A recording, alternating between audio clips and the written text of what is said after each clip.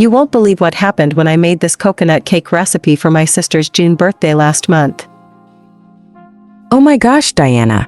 Tell me everything. I've been struggling with birthday cakes for so long. And June birthdays are coming up fast. Hey Feastloom family. Welcome back to our kitchen. I'm Diana, and this is my dear friend Sarah. If you've ever thought about giving up on making birthday cakes, this video is for you. Seriously, I was about to just buy store-bought cakes forever, because mine always turned out dry or flavorless. That moment that changes everything? It was this coconut cake that did it for me. And Sarah, you're not alone, most people make the same fatal mistake here, but you won't after today. I'm so ready to learn. My nephew's birthday is in 2 weeks, and I want to blow his mind. Let's be real here, coconut cakes are notorious for being either too dry, too sweet, or lacking that authentic coconut flavor that makes you close your eyes and smile. Exactly. I've tried so many recipes, and they either taste like artificial coconut candy or cardboard. It's so frustrating. The biggest problem I see in my restaurant is people using only coconut flakes and thinking that's enough. They miss the 3 layers of coconut flavor that professionals use. 3 layers? I had no idea. I've been doing it all wrong this whole time. And here's what breaks my heart, people give up on homemade cakes because they think it's too complicated. But the secret is actually simpler than you think. Okay, here's the game changer that chefs don't want you to know, the triple coconut method.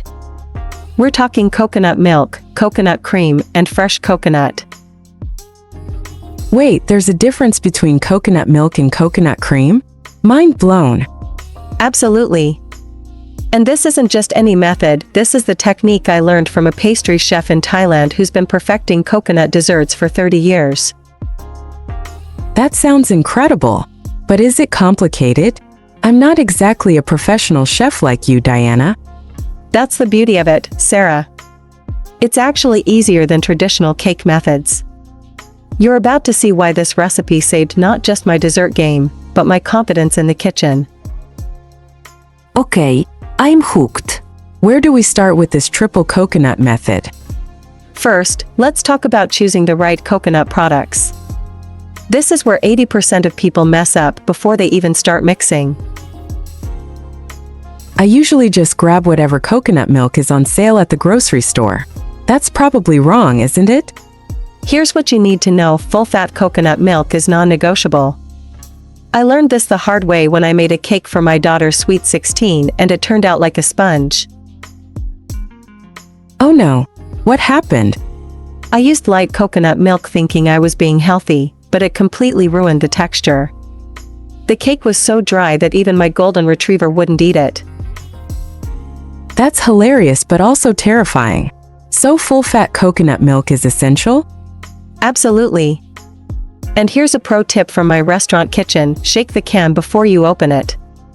If you don't hear liquid moving, that's your winner. That's such a smart trick. What about the coconut cream part? Coconut cream is your moisture insurance policy. It's thicker, richer, and creates that melt-in-your-mouth texture that makes people ask for your recipe. I've seen it at the store but never knew when to use it. How much do we need? For a standard 9-inch cake, you'll use half a cup of coconut cream in the batter and another 1/4 cup in the frosting. But here's the secret within the secret. I'm on the edge of my seat. You whip the coconut cream separately first, then fold it in. This creates air pockets that make the cake incredibly light while keeping it moist. That makes so much sense. It's like the best of both worlds. What about fresh coconut?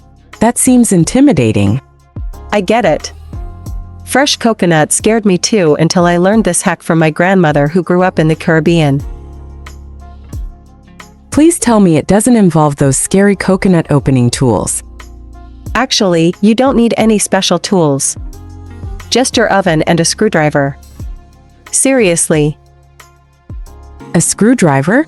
Now I'm really curious. You poke holes in the coconut eyes with the screwdriver, drain the water, then bake it at 400 degrees for 15 minutes.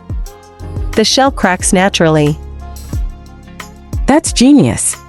And way less scary than trying to hack it open with a machete like I've seen on cooking shows. Exactly. Plus, the fresh coconut adds this subtle nuttiness that you just can't get from store-bought flakes. It's the difference between good and unforgettable. I love that we're making it accessible for everyone. What about the actual cake mixing process? This is where the magic happens, Sarah. The order of ingredients is crucial, and it's different from traditional cake recipes. Different how? I usually just cream butter and sugar first like my mom taught me. That works for regular cakes, but for our coconut masterpiece, we start with the coconut milk and eggs. This creates an emulsion that locks in moisture. An emulsion? That sounds so professional. It's really not complicated. Think of it like making mayonnaise. You're binding fats and liquids together to create something smooth and stable.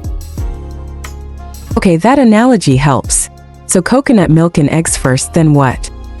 Then we add our dry ingredients gradually while the mixer is running on low. This prevents overmixing, which is cake mistake number 1. I'm definitely guilty of overmixing. I always think more mixing equals better results. Most people do. But overmixing develops too much gluten, which makes the cake tough. We want tender, not chewy. This is like a complete cake education. What about the frosting? Please tell me it's not just buttercream with coconut flakes thrown in. Oh, Sarah. We're making a coconut cream cheese frosting that will change your life. It's tangy, sweet, and has that fresh coconut flavor throughout. Cream cheese frosting is my weakness. How do we incorporate the coconut without making it lumpy? The secret is warming the cream cheese slightly and mixing in the coconut cream while it's room temperature. Cold ingredients don't blend well. I never thought about temperature when making frosting. That probably explains why mine sometimes looks curdled. Exactly. Temperature control is huge in baking. Room temperature ingredients blend like a dream, cold ingredients fight each other. This is revolutionary. I feel like I've been baking blind all these years. What about decorating? I'm terrible at making cakes look pretty. Here's something that'll surprise you. This cake is gorgeous with minimal decoration. The natural coconut flakes and maybe some edible June birth flowers make it stunning. June birth flowers? I love that personal touch. What flowers work? Roses are June's birth flower, and they're edible. You can also use honeysuckle or lavender. Just make sure they're pesticide-free and food-safe. That's so thoughtful. The birthday person will feel so special knowing you use their birth flower. That's exactly the reaction we want. Cooking with love and intention, that's what makes food memorable. It's not just about taste, it's about the story and the care you put in.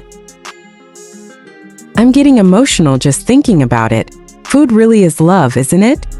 Absolutely. And here's what I love most about this recipe, it's forgiving. Even if you make small mistakes, it still turns out delicious. That takes so much pressure off. I always stress about perfect measurements and timing. Perfect doesn't exist in cooking, Sarah. What exists is delicious, made with love, and shared with people who matter to you. Alright, Feastloom family, let's break this down into your step-by-step action plan for the perfect June birthday coconut cake. Yes. I need this written down because there's so much good information here. Step 1. Shopping day. Get full-fat coconut milk, coconut cream, 1 fresh coconut, cream cheese, and organic eggs. Quality ingredients make all the difference. Should I get everything the same day I'm baking? Or can I shop ahead? Great question. You can shop 2 to 3 days ahead, but make sure to bring everything to room temperature before baking day. Perfect. What's step 2? Step 2. Prep your fresh coconut using our oven method.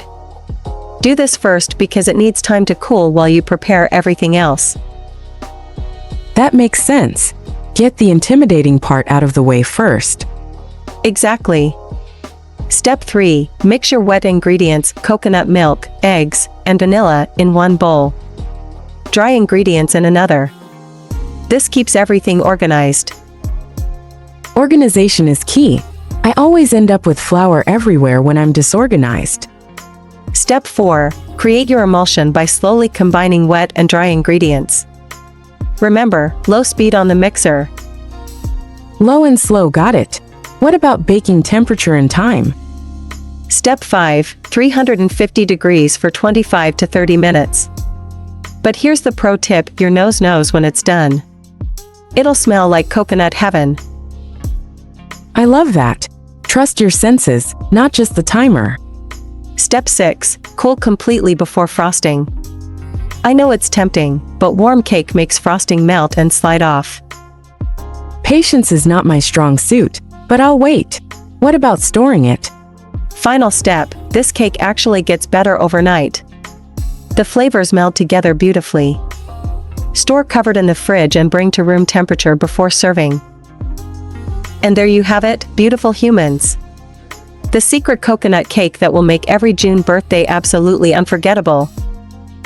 Diana, this has been incredible. I feel so confident about making my nephew's birthday cake now. That's exactly what I wanted to hear, Sarah. Remember, cooking with love is the secret of any unforgettable dish. Good food, you never forget. Thank you so much for sharing your expertise with us, Diana. Before you go, Feastloom family, I want to hear from you. Drop a comment below and tell me whose June birthday you're making this cake for. And don't forget to like this video if it helped you feel more confident about birthday baking. Hit that subscribe button and ring the notification bell because we've got more life-changing recipes coming your way every week. Until next time, keep cooking with love. This is Diana from Feastloom, reminding you that good food brings people together. We'll see you in the next video.